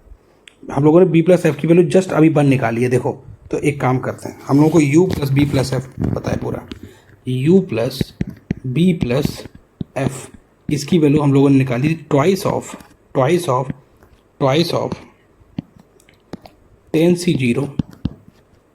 ऑफ 10c0 √2 की पावर 10 प्लस 10c2 √2 की पावर 8 प्लस 10c4 √2 की पावर 6 प्लस 10c6 √2 की पावर 4 प्लस 10c8 √2 की पावर 2 प्लस 10c10, ठीक है। अब देखिए ये u plus B plus F की वैल्यू है, ठीक है, मेरी बात समझ गए ना। u प्लस, अब देखो बी प्लस एफ की वैल्यू ऊपर हमने देखा अभी 1 निकली है, ठीक है। तो जो u की वैल्यू होगी वो ये पूरे नंबर, वो ये पूरा नंबर और माइनस का 1 होगी, ठीक है। अब देखिए अगर ये माइनस का 1 होगी तो हम एक चीज़ तो यहाँ से कह सकते हैं कि ये नंबर, अब चूंकि ये ट्वाइस का मल्टीप्लाई है तो ये नंबर इवन नंबर है, और इवन नंबर में से अगर एक नंबर कम हो जाएगा तो वो ऑड नंबर होगा। इसलिए इस क्वेश्चन का ऑप्शन नंबर सी तो अपने आप में कट गया, ऑप्शन नंबर सी नहीं हो सकता। लेकिन फिर भी मैं सॉल्व करूँगा, तो देखिए कैसे सॉल्व होगा। तो यू इक्वल्स टू यहाँ पे यू इक्वल्स टू सॉल्व कर रहे हैं, तो यू इक्वल्स टू, अब देखिए एक फार्मूला आपको ये पता होना चाहिए, एनसीआर का फार्मूला क्या होता है? एनसीआर का फार्मूला होता है factorial N divided by factorial R और एन माइनस आर फैक्टोरियल। हालांकि हम इसका सही उपयोग ऐसे भी करते हैं कि n को छोटा करते जाओ, n को छोटा करते जाओ, n को छोटा करते जाओ, ठीक है। n minus 1, n minus 2, n minus 3 dot dot dot, n minus 1, n minus 2, n minus 3, ठीक है। और इधर r को छोटा करते जाओ, और n को तब तक छोटा करो जब तक r ना मिल जाए, n को तब तक छोटा करो जब तक, अब हम आपको ये अगर आपको ये समझ ना आ रहा हो तो हम इसको हटा देते हैं, थोड़ा कन्फ्यूजिंग लग रहा है आपको, ठीक है। एक और आप ये भी याद रखिए कि एन सी आर जो है वो एन सी एन माइनस आर के बराबर होता है, N C N minus R के बराबर होता है। अब देखो U equals to twice of, अब 10c0 क्या होगा? 10c0 की वैल्यू हम आपको बता दें, nc0 की वैल्यू भी 1 होती है, ncn की वैल्यू भी 1 होती है। तो 10c0 की वैल्यू होगी 1 और ये होगी 32, भाई √2 की पावर 10 क्या होगा? 2 की पावर 5, 32 प्लस 10c2 की वैल्यू क्या होगी? Factorial 10 divided by factorial 2 into factorial 8, जल्दी में लिखेंगे तो 10 इंटू 9 डिवाइडेड बाई 2 इंटू 1, ठीक है, इंटू √2 की पावर 8 क्या होगी? 16 प्लस 10c4 क्या होगा? 10 9 8 7, अब यहाँ पे 4 बार है ना, 4 बार लिखना है, डिवाइडेड बाई 4 3 2 1, नीचे वाला 1 तक जाएगा, इंटू √2 की पावर 6 क्या होगी? इंटू 8 प्लस, अब 10c6 और 10c4 दोनों की वैल्यू सेम होगी, जो कि यही लिखी जाएगी 10 9 8 7 डिवाइडेड बाई, और ये 4 3 12 दूनी 24 इंटू √2 की पावर 4 क्या होगा? ये आपका 4 हो जाएगा, प्लस 10c8 की वैल्यू वही होगी जो 10c2 की होगी, that is 10 into 9 divide by 2 into 1, और ये हो जाएगा इंटू का 2 प्लस का 10c1 क्या हो जाएगा? 1 हो जाएगा। इसके ब्रैकेट में लगा दो, यहाँ पे माइनस लगा दो। अब इसको सॉल्व कर लेते हैं, तो u equals to twice of bracket 32 प्लस ये जाएगा यहाँ से 2 8 जा और 9 8 72, तो ये हो जाएगा 720 प्लस यहाँ से देखो 8 है, 8 को काट देंगे 4 और 2 से, 3 को काट देंगे 3 से, ठीक है ना। तो ये तो आपका कितना हो जाएगा 8 सत्ते 56 और 56 ये आपका हो जाएगा कितना 3 18 168 यानी कि 1680, ठीक है। प्लस यहाँ से देखिए क्या है, ये आपका यहाँ से 4 6 जा 24, ठीक है। और ये 3 2 जा 6, 3 3 जा 9, 2 4 जा 8, ठीक है। तो 4 3 12, 12 7 84, ये आपका हो जाएगा 840 प्लस, ठीक है। समझ में आ रहा है। देखिए यहाँ से 2 से 2 कैंसिल हो गया, तो ये मेरा 90 हो जाएगा, ये मेरा प्लस का 1 हो जाएगा, ये -1 हो जाएगा, समझ गए। अब हम देखो यूनिट डिजिट भी निकाल सकते हैं। कैसे यूनिट डिजिट आएगा, जैसे कि यहाँ पे 2 है, 2 यहाँ पे 1 है, तो 3 का 2 हो जाएगा 6, 6 में एक जाएगा 5, यानी कि लास्ट डिजिट 5 होगा, तो बी ऑप्शन ये गलत हो गया। इसमें भी 5 है, इसमें भी 5 है, ए और डी में होगा। अब इसको सॉल्व कर लेते हैं। कैसे, इनको जोड़ लेते हैं। तो इनका जोड़ क्या आएगा 2 इंटू, ठीक है, 2 और 1 को जोड़ेंगे तो आएगा 3, 3 2 5, 5 और 8 आपका 13, 13 17, 17 और ये आपका 9 26, तो ये आपका 2 आ जाएगा। 2 7 9 9 6 15, 15 और 8 23, 23 का आएगा 3, यहाँ पे फिर से 2 आएगा, 2 और 1 हो जाएगा 3 और ये माइनस का 1। अब देखिए 3 2 जा 6, 2 6 जा 12, यहाँ से लगा 1, 2 3 जा 6 1 7 और 2 3 जा 6, 6726 में से 1 घटाएंगे, आंसर होगा वो आपका 6725 होगा। आंसर आपका 6725 होगा, जो कि डी ऑप्शन में लिखा है, तो मेरी नज़र में ये क्वेश्चन भी ठीक था, लेकिन बस थोड़ा सा यही है, इसको सॉल्व करना पड़ा। अगर आपको पता होगा तभी कर पाओगे। और पता है, हम आपको जनरली बताएं, जब बच्चा मतलब एग्जाम में बैठा होता है, तो सबसे पहले ट्राई करें कि जो क्वेश्चन जल्दी हो रहे हैं वो पहले सॉल्व करें। इन क्वेश्चन को सबसे लास्ट में सॉल्व करना होता है, जब आपके पास में बहुत सारा टाइम बचा हुआ है, ठीक है। तो इसलिए इस क्वेश्चन का डी ऑप्शन एकदम से करेक्ट ऑप्शन हो गया है। मतलब ये क्वेश्चन ठीक था, मॉडरेट मानेंगे इस क्वेश्चन को, ठीक है। चलिए नेक्स्ट क्या है। नेक्स्ट आपका दिया है what is the value of UB. UB की वैल्यू पूछ रहा है, what is the value of UB. अब आपको बताइए यू की वैल्यू अभी निकाली आपकी क्या है 6725। यू की वैल्यू अभी भी क्या है 6725, और बी की वैल्यू हमने आपको बताई थी, बी की वैल्यू आएगी पॉइंट में 0 0 0 डॉट डॉट आगे कुछ आएगी वैल्यू, ठीक। आप लोग देखिए यहाँ पे, ये देखिए यही तो है बी की वैल्यू, तो बी की वैल्यू पॉइंट में कुछ आएगी। अब बताइए इसका जब हम इसमें मल्टीप्लाई करेंगे तो ऑब्वियसली है इसकी वैल्यू क्या आएगी 0.000 और कुछ उस बाद में नंबर आएगा, तो ये क्या 1 से छोटा होगा और 0 से बड़ा होगा, इसलिए इस क्वेश्चन का सी ऑप्शन करेक्ट है। इस तरीके से ये सारे 5 क्वेश्चंस आपके सॉल्व हो गए हैं। मेरी नज़र में अगर इस पूरे एनडीए के पेपर को देखें तो ये 5 बेहतरीन क्वेश्चन आपके एग्जाम में आए थे। अभी तक हमने जो भी सॉल्यूशंस डाले हैं उनमें 5 ये क्वेश्चंस ऐसे हैं जो बहुत ही बेहतरीन और बहुत ही शानदार हैं, ठीक है ना, और बहुत अच्छे क्वेश्चन है, इसलिए इसको आप लोग जरूर करें। ऐसे क्वेश्चन दिमाग पे जोर डालते हैं और आपको बताते हैं कि आप कहाँ पे एग्जिस्ट, मतलब कहाँ पे हैं आप, किस जगह आप जो है खड़े होते हैं। चलिए 51 क्वेश्चन नंबर देखते हैं। कह रहे हैं the equation of a straight line which passes through the origin, origin से पास होती है, and makes an angle alpha, alpha angle बनाती है जो कि 0 भी हो सकता है और 90 भी हो सकता है। विद द लाइन, एक लाइन आपको दी है, एक लाइन आपको दी है, क्या line x plus √3y plus 3√3 plus 3√3 equals to 0। ये एक लाइन दी है और इस लाइन से एंगल वो बनाती है अल्फा, इस लाइन से वो एंगल अल्फा बनाती है, और वो जो लाइन है जो एंगल अल्फा बनाती है वो है x माइनस का √3y इक्वल्स टू 0। समझ गए ना बात को। अब हम एक काम करते हैं, इस क्वेश्चन को हम फिगर से उड़ाएंगे। इस क्वेश्चन को कैसे उड़ाएंगे फिगर से। सबसे पहले हम आपको एक बात बताते हैं, कहीं पे अगर ax plus by plus c equals to 0 लिखा है तो इसका जो स्लोप होता है, इसका जो स्लोप होता है m इक्वल्स टू क्या होता है tan थीटा होता है, और ये थीटा कौन सा एंगल है, angle from x axis, angle from x axis, angle from x axis. तो ये हो जाएगा m equals to tan theta, m equals to tan theta equals to coefficient equals to minus coefficient of a divided by, sorry coefficient of x divided by coefficient of y, ठीक है। तो ये पहले वाले का l की slope निकालना है, तो यहाँ पे हम लिखेंगे ml। तो ml क्या होगा tan theta equals to minus x का कोफिशिएंट है 1 अपॉन में √3। तो टेन थीटा माइनस में आंसर आ रहा है, टेन थीटा का आंसर माइनस में आ रहा है। तो इसका मतलब ये फर्स्ट क्वाड्रेंट में नहीं है, सेकंड क्वाड्रेंट में है। और अगर ये सेकंड क्वाड्रेंट में है तो आपका ये हो जाएगा टेन, ये आपका हो जाएगा टेन थीटा, ये 10/50 का वैल्यू है। तो यहाँ से थीटा की वैल्यू जो आई है वो आपकी 150 आई है, थीटा की वैल्यू क्या आई है 150 आई है। तो अब हम इस क्वेश्चन को अगर हम ऐसे करके यहाँ पे ड्रॉ करें, अगर हम इस क्वेश्चन को ऐसे करके ड्रॉ करें, इस क्वेश्चन को ऐसे करके ड्रॉ करें तो कहीं ना कहीं ये एक लाइन है, ये एक लाइन है जो एक्स एक्सिस से, ये एक लाइन है जो एक्स एक्सिस से आपका 150 डिग्री एंगल बना रही है, एक्स एक्सिस से 150 डिग्री एंगल बना रही है। तो अगर ये 150 डिग्री एंगल बना रही है तो हम एक काम करते हैं, हालांकि ये इधर जाएगा, 150 डिग्री एंगल बना रही है, हालांकि ये ओरिजिन से पास नहीं हो रहा है, लेकिन फिर भी अगर हम इसको यहाँ भी बना देंगे तभी तो ये 150 डिग्री एंगल ही बनाइए ना, ऐसे करके, समझिए ना बात को, ठीक है ना। तो ये एक मान लीजिए कर रही है 150 डिग्री एंगल, तो ये मेरा 150 डिग्री का एंगल बन रहा है। मान लीजिए ये मेरा यहाँ से लेके ये लाइन है, ये मेरा 150 डिग्री का एंगल बना रही है, कौन सी लाइन, एल लाइन। अब जो मेन लाइन है वो x माइनस रूट 3 वाई, तो इसका हम निकालते हैं x minus root 3 Y equals to 0, ये जो है ओरिजिन से पास हो रही है। तो इसका जो है, इसका आपका, इसका यम जो गिवन है, यम जी क्या है वो आपका है माइनस एक अपॉन माइनस का रूट 3।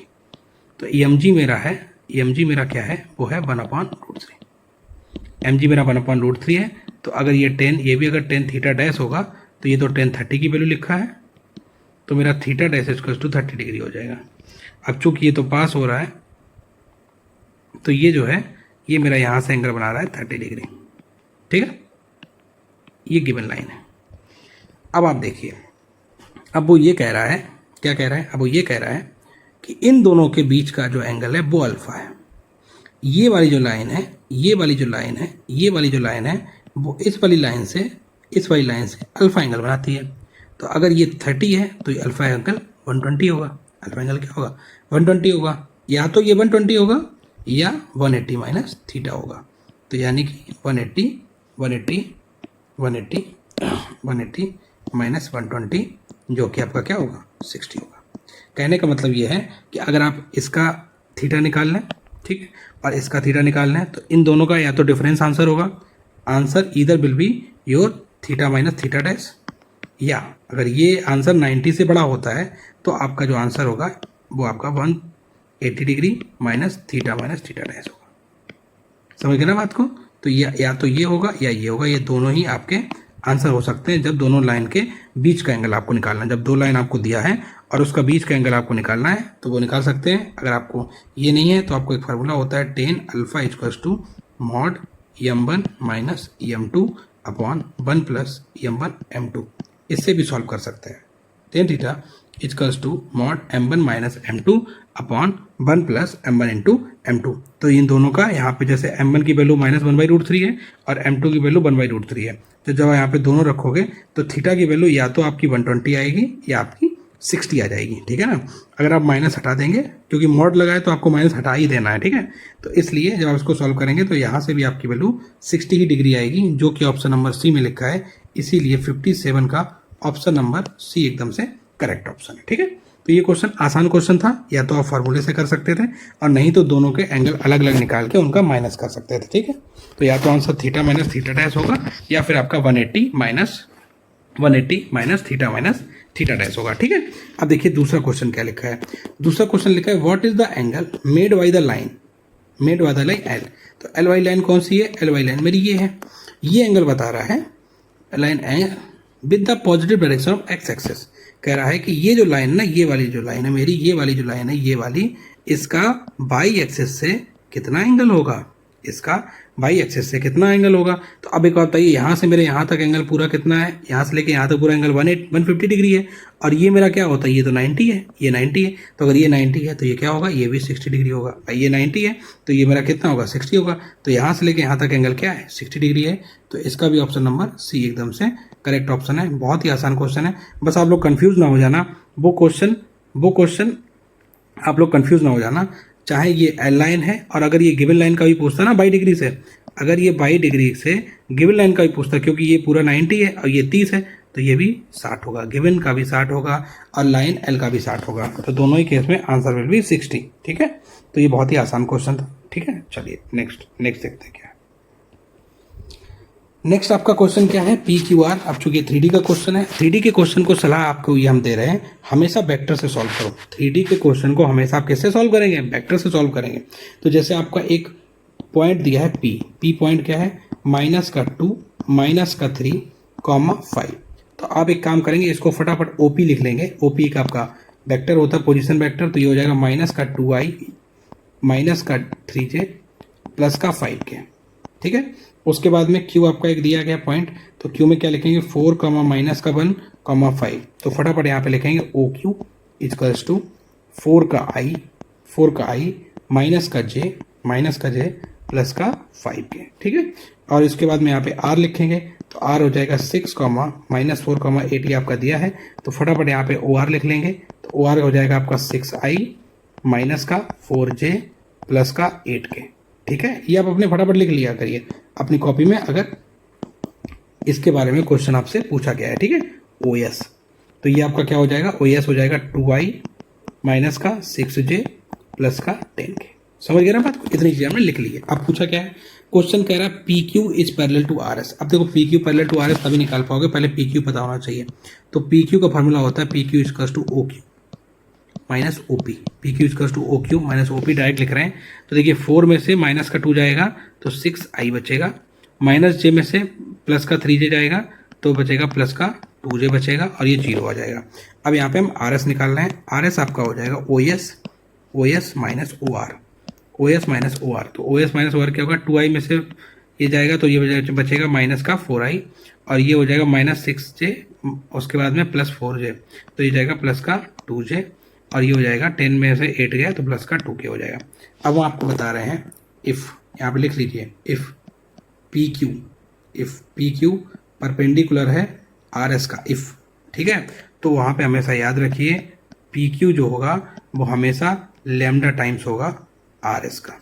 लेकिन दुख की बात यह है कि जो आपका आया है यहाँ पे 6i +2j है, यहाँ पे -i +2j है, यहाँ k है ही नहीं, यहाँ पे k है, तो ये कभी भी लैम्डा टाइम्स नहीं हो सकता।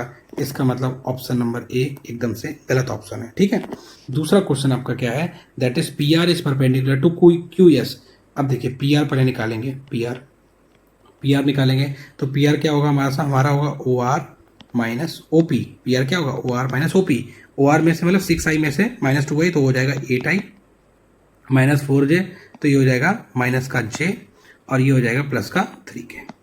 ठीक है, और ये आपका जो क्या बोलते हैं QS है, तो QS हो जाएगा OS position vector OS -OQ। ठीक है, तो OS क्या होगा, 2i में से माइनस का 4 जाएगा तो -2i बचेगा, ये आपका -5j बचेगा, ये आपका +5k बचेगा। समझ गए ना।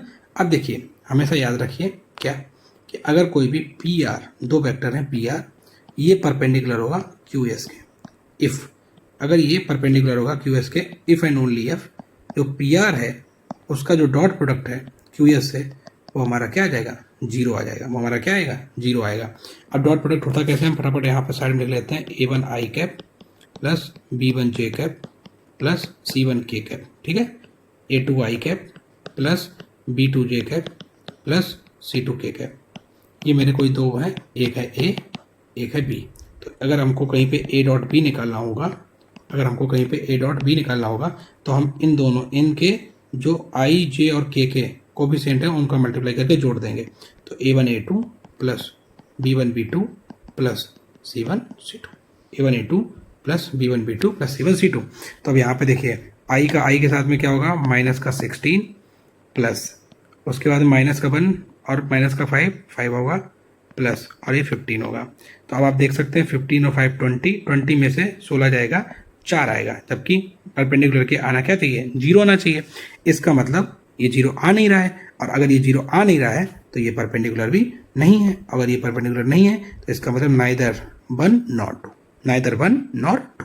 तो इनमें से कोई भी सही नहीं है, ना तो एक सही है ना दूसरा सही है। समझ गए। अब देखिए क्वेश्चन नंबर 54 क्या है, हमसे पूछा गया है 54 में PQR क्या पूछा है, PQ का whole square plus 2 q s का whole square minus 2 p r का होल स्क्वायर, इसको बताना है, इसको बताना है। तो देखिए अब पी क्यू स्क्वायर क्या होगा, पी क्यू स्क्वायर मतलब अगर हम इसका मॉड निकाल लें, अगर हम पी क्यू का मॉड निकाल लें तो क्या आएगा, under root 6 square plus 2 square, और उसका अगर स्क्वायर करेंगे तो ये हो जाएगा, इसका अगर हम मॉड पी क्यू निकालेंगे, मॉड पी क्यू, तो आएगा अंडर रूट 6 स्क्वायर से 36 प्लस 4 40 आएगा। तो इसका पी क्यू स्क्वायर करेंगे तो क्या आएगा, ये हमारा 40 आएगा, प्लस 2 इंटू क्यू एस का मॉड क्या आएगा, तो क्यू एस का जो मॉड आएगा वो आपका आएगा अंडर रूट 2 दूनी 4 प्लस 5 25 और 5 25, तो 25 और 25 50 और 4 54, तो यहाँ पे 54 आएगा।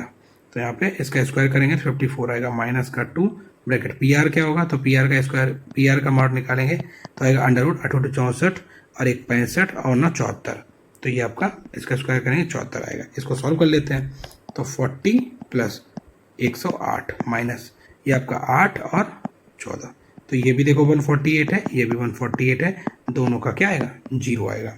तो ये तो क्वेश्चन खैर आसान था, बहुत आसान था। तो ऑप्शन नंबर बी एकदम से करेक्ट है। तो पहले का ऑप्शन है डी और दूसरे का ऑप्शन है बी, ठीक है। पहले का ऑप्शन क्या है डी, दूसरे का ऑप्शन क्या है बी। तो भाई ये तो मेरी नज़र में ये क्वेश्चन तो हम एक बार फिर भी मान सकते हैं कि चलो थोड़ा सा लेंथी था, लेकिन ये क्वेश्चन तो आसान था, ये क्वेश्चन तो भाई सिंपल कैटेगरी में ही जाएगा, ठीक है। चलिए नेक्स्ट क्वेश्चन देखते हैं क्या है। नेक्स्ट क्वेश्चन कह रहा है अ लाइन एल, एक लाइन एल है passing through the point, point से पास हो रही है, ठीक है, इस परपेंडिकुलर टू द प्लेन। अब देखिए एक प्लेन है, ये प्लेन है और इस प्लेन के परपेंडिकुलर एक लाइन है ये वाली, दैट इज एल, एक लाइन है एल, और ये लाइन जो जिस पॉइंट से पास हो रही है वो पॉइंट है माइनस का 1, -2, माइनस का 3, माइनस का 1, -2, -3। अब क्या कह रहा है, अब ये कह रहा है कि उस लाइन का इक्वेशन बताओ, what is the equation of the line. और ये जो प्लेन है इसका इक्वेशन, इसका तुम्हें दिया है 2x प्लस का 3y प्लस का z प्लस का 5 इक्वल्स टू 0। अब हम तुमको एक बात बताते हैं, क्या equation, general equation, standard equation of the line L क्या होती है, अगर वो लाइन x1, y1, z1 से पास हो रही हो और अगर उसके जो डायरेक्शन रेशियो, अगर उसके जो डी आर है वो आपके a, b, c है, तो जो इक्वेशन होती है वो होती है x माइनस का x1 अपॉन में a equals to y minus का y1 अपॉन में b equals to z minus का z1 अपॉन में c, ये होता है, ठीक है। अब देखिए डायरेक्शन रेशियो, अब देखिए प्लेन के परपेंडिकुलर है, अब देखिए इस परपेंडिकुलर टू द प्लेन एक लाइन पास हो रही है, एक लाइन पास हो रही है, कैसे पास हो रही है, इस वाले पॉइंट से पास हो रही है और परपेंडिकुलर है, और किसके परपेंडिकुलर है, किसके प्लेन के। अब जो ये वाले हैं ना, ये वाले जो आपको दिख रहे हैं x के कोफिशिएंट 2, y का कोफिशिएंट 3 और z का कोफिशिएंट 1, ये हमारे इस प्लेन के परपेंडिकुलर, इस प्लेन के परपेंडिकुलर के डायरेक्शन रेशियो है। तो हम ये कहना चाहते हैं कि जो इसके डायरेक्शन रेशियो हैं वही आपकी लाइन के डायरेक्शन रेशियो हो जाएंगे, जो इसके डायरेक्शन रेशियो है वही लाइन के डायरेक्शन रेशियो हो जाएंगे। तो यहाँ से इक्वेशन क्या बनेगा, x माइनस, और x बना -1 है तो ये +1 हो जाएगा अपॉन में a। अब डायरेक्शन रेशियो क्या होगा, a b c जो है ना वो आपका कितना हो गया, वो आपका हो गया 2, 3 और 1। अब इसको सॉल्व कर लीजिए, y -2 अपॉन में 3 इक्वल्स टू z -1 अपॉन में 1। अब देखिए 2, 3 का एलसीएम 6 होता है, 6 से मल्टीप्लाई कर देंगे, तो अगर हम 6 से मल्टीप्लाई कर देंगे यहाँ पे, अगर हम यहाँ पे 6 से मल्टीप्लाई कर देंगे तो ये हो जाएगा 2, 3 जा 6, तो ये हो जाएगा 3 bracket x plus 1 equals to 3, 2 जा 6, तो ये हो जाएगा 2 bracket y -2 equals to 6 bracket z -1, ठीक है। तो ये मेरा लाइन के इक्वेशन आ जाएगा, ठीक है। क्या है, ये तो है नहीं भाई, सी ऑप्शन में लिखा है, देख लीजिए 3x plus 3 equals to 2y -4 equals to 6z। Oh sorry यहाँ पे एक गलती हो गया, यहाँ पर नहीं होगा, यहाँ पे प्लस का 3 होगा, यहाँ पे प्लस का क्या होगा, यहाँ पे प्लस का 3 होगा, पॉइंट आपका माइनस का 3 दिया है, पॉइंट आपका माइनस का 3 दिया है, ठीक है। तो ये हो जाएगा 3 bracket x plus 1 equals to 2 bracket y -2 equals to 6 bracket z plus 3। Question number C है, वो आंसर नंबर सी है, और ये सिंपल क्वेश्चन है, ठीक, टफ नहीं है। Next, what are the direction ratio of a line m parallel to the plane. अब देखिए ये कॉन्सेप्ट थोड़ा सा समझ लीजिए, आपने 2 चीज़ें पढ़ी होंगी, 3 चीज़ें होती हैं, हम आपको समझा देते हैं। जैसे मान लो आपके 2 लाइन्स दिए हैं, क्या दिए हैं, 2 लाइन्स दिए हैं, ओनली 2 लाइन्स। तो पहली वाली लाइन की जो डायरेक्शन रेशियो और दूसरी वाली लाइन की डायरेक्शन रेशियो, तो हम यहाँ पे लिख दे रहे हैं DR1 और यहाँ पे लिख रहे हैं DR2। तो जैसे मान लो ये A1, B1 और C1 है, और इसके क्या है A2, B2 और C2। ठीक है, समझ गए बात को। और लाइन हमने मान ली है L1, L2, ये लाइन। तो अगर यहाँ पे लिखेंगे इफ, यहाँ पे क्या लिखेंगे इफ L1 पैरेलल है L2 के, L1 पैरेलल है L2 के, तो आपको क्या लगाना है A1 upon A2 equals to B1 upon B2 equals to C1 upon C2। ठीक है, अगर L1 L2 के परपेंडिकुलर है तो आपको लगाना है A1 A2 plus B1 B2 plus C1 C2 equals to 0। ये कब के लिए है? जब आपको दो लाइन दी हो। दूसरा केस क्या है?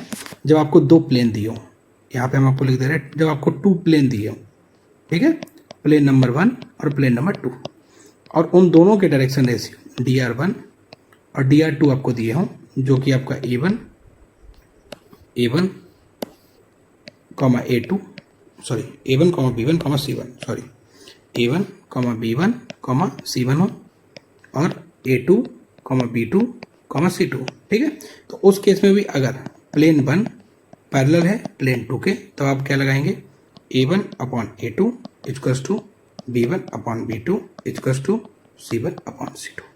और अगर P1 परपेंडिकुलर है किसके P2 के, तो आप लगाएंगे A1 A2 plus B1 B2 plus C1 C2 equals to 0। ये केस तब के हैं जब दो लाइन हो या दो प्लेन हो, उन दोनों के लिए सेम है। लेकिन अब यहाँ पे लिख रहे हैं इफ वन लाइन है, एक लाइन है और एक प्लेन है।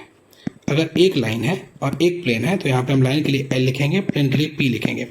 इसके डायरेक्शन रेशियो है A1 B1 और C1, और इसके डायरेक्शन रेशियो है A2 B2 और C2।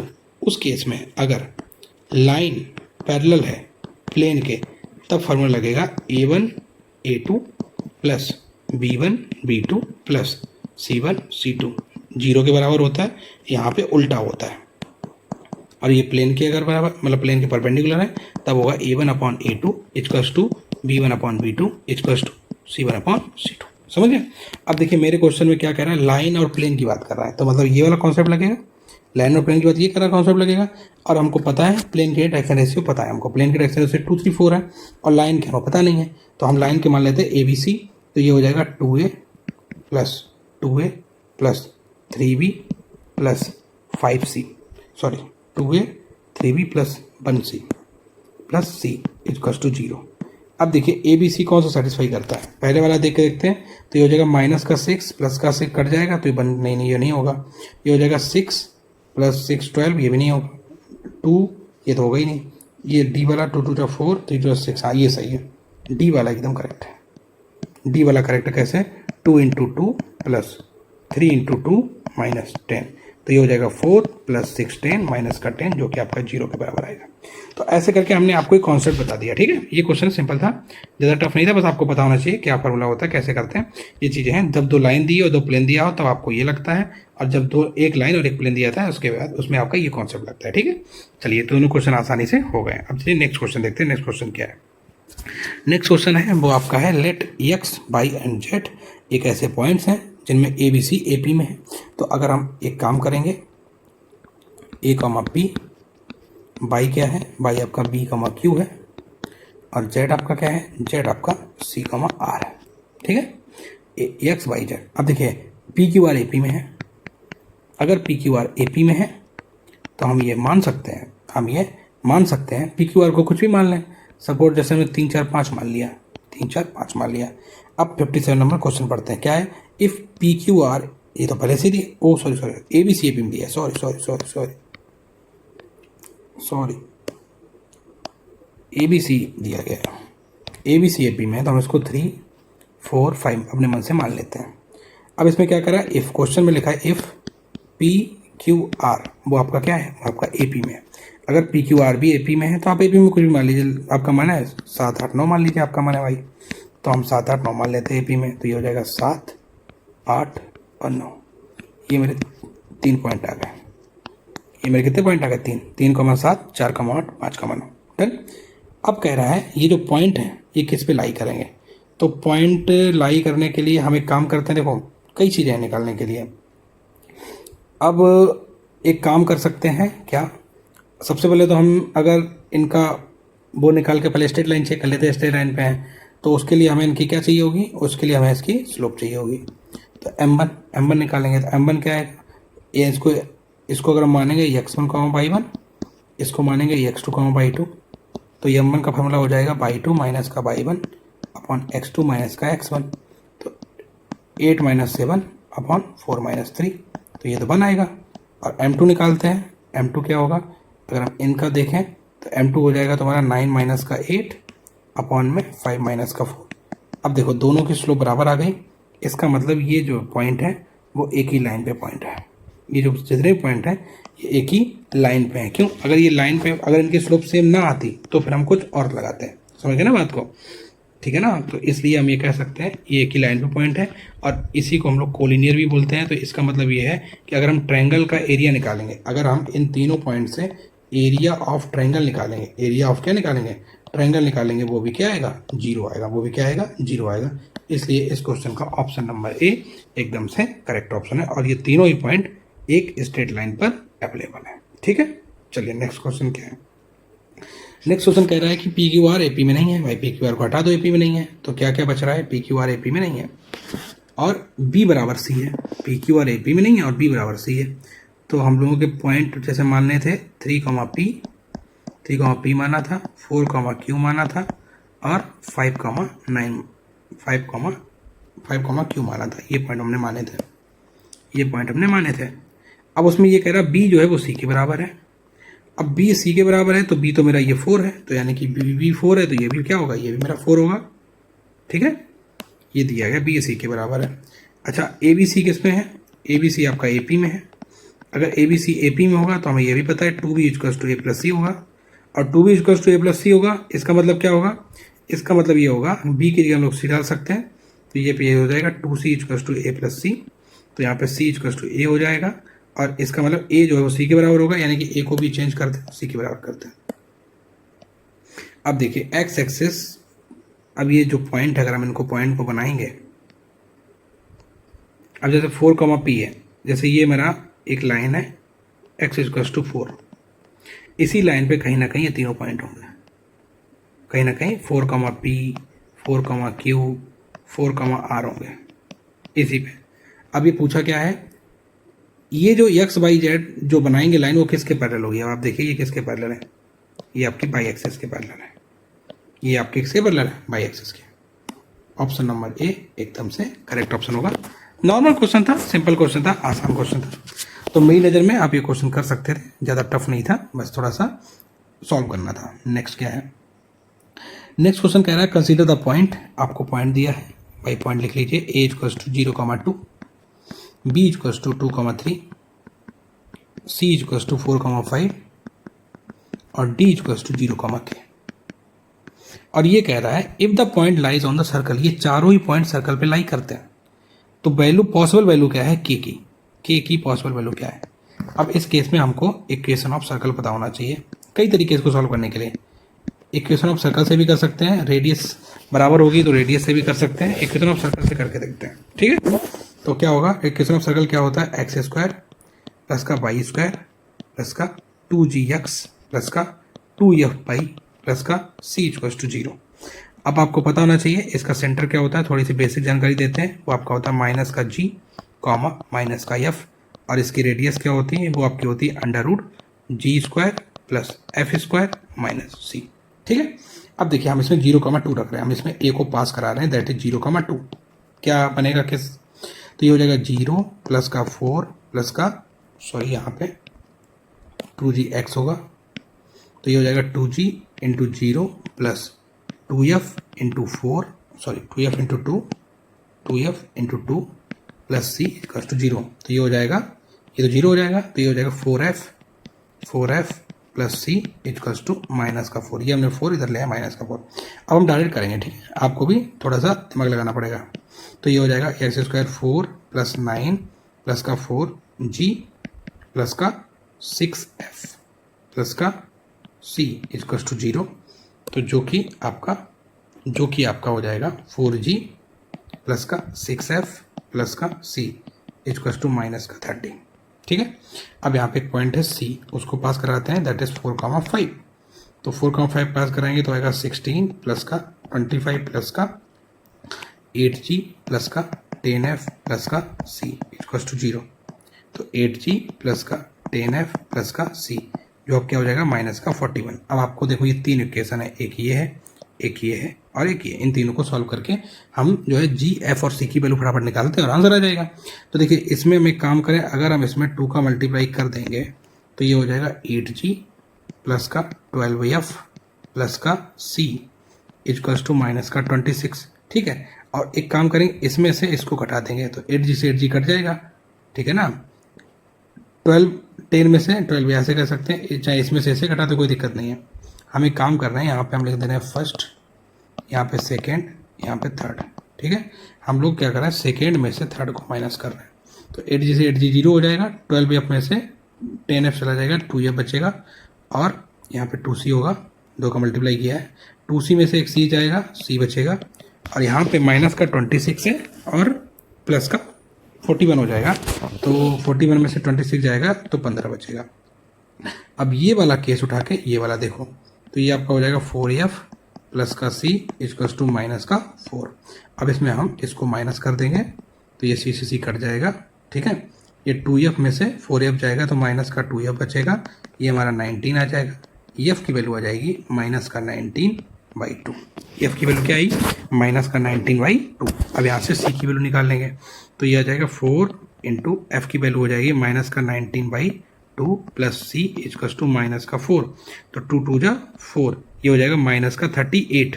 तो c की वैल्यू आएगी माइनस का 4 प्लस 38। c की वैल्यू आपकी 34 आ गई। c की वैल्यू क्या आ गई, 34 आ गई। c की वैल्यू 34 आ गई। अब हमें g की वैल्यू निकालनी है, तो g की वैल्यू क्या है, 8g प्लस 10, f की वैल्यू माइनस का 19/2 प्लस का c की वैल्यू 34 इक्वल्स टू माइनस का 41। तो 2 से जाएगा ये 5 टाइम्स, तो 8g की वैल्यू प्लस माइनस का 95 प्लस का 34 इक्वल्स टू माइनस का 95। तो 8g की वैल्यू क्या हो जाएगी, ये देखो उधर जाएगा, दैट इज 95 माइनस का 34 माइनस का 41। तो देखो 95 में से ये जाएगा 75 तो बचेगा 20। तो ये हो जाएगा 2 4 जा, या 4 से खाते 4 2 जा और 4 5 जा, 4 2 जा और 4 5 जा, तो 4 2 जा और 4 5 जा। तो g की वैल्यू आएगी दैट इज 5/2। g की वैल्यू 5/2 आएगी। अब पूछा क्या है, पहले ये देख लेते हैं। पूछा आपका है, क्या पूछा है, पूछा आपका ये है कि k की वैल्यू क्या होगी। पूछा आपका क्या है, अब हमें इसमें से ये बता सकते हैं, हम इसमें से इतना बता सकते हैं, क्या हम इसमें से इतना बता सकते हैं कि इसका इक्वेशन क्या है। तो अगर हम इक्वेशन लिखना चाहें तो अब क्या हो जाएगा, जो आपका इक्वेशन होगा वो आपका यहीं पे हम साइड में लिख दे रहे हैं, वो आपका हो जाएगा एक्स स्क्वायर प्लस का वाई स्क्वायर प्लस का 2gx, तो 2 इंटू जी की वैल्यू क्या है 5/2 इंटू एक्स प्लस का 2f, f की वैल्यू क्या है माइनस का 19/2 इंटू में y प्लस का 34 इक्वल्स टू 0। ये मेरा इक्वेशन है। तो ये आपका हो जाएगा एक्स स्क्वायर प्लस का वाई स्क्वायर, 2 से 2 कैंसिल हो जाएगा, ये हो जाएगा 5x, 2 से 2 कैंसिल हो जाएगा, ये आएगा माइनस का 19 और प्लस का 34 इक्वल्स टू 0 हो जाएगा। तो ये मेरा इक्वेशन निकल के आ गया। ये मेरा क्या निकल के आ गया, इक्वेशन। अब इस इक्वेशन में हम लोग क्या करेंगे, 0 कामा k डालेंगे। इस इक्वेशन में हम क्या करेंगे, 0 कामा k डाल देंगे। तो अगर हम इस इक्वेशन में 0 कामा k डालेंगे तो ये तो 0 हो जाएगा, ये हो जाएगा k स्क्वायर, ये हो जाएगा k स्क्वायर, ये भी 0 हो जाएगा, ये हो जाएगा माइनस का 19k। ठीक है, और ये हो जाएगा प्लस का 34 इक्वल्स टू 0। अब देखिए 17 2 जा क्या होता है 34 और 17 और 2 क्या होता है 19।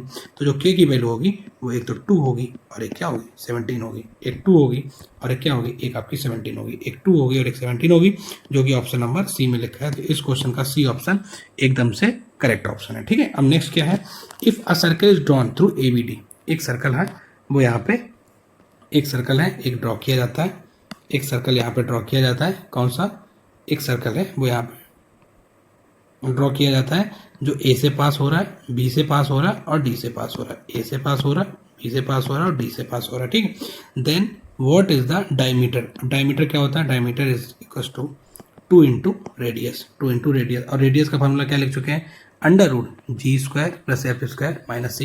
क्योंकि ये सारे सर्कल भी तो देखो ए बी और डी से ही तो पास हो रहे हैं, तो अगर हम यहाँ से इसकी रेडियस निकालेंगे तो क्या आएगा, रेडियस आएगी आपकी अंडर रूट जी स्क्वायर। जी की वैल्यू कितनी आई थी, जी की वैल्यू आई थी आपकी 5/2।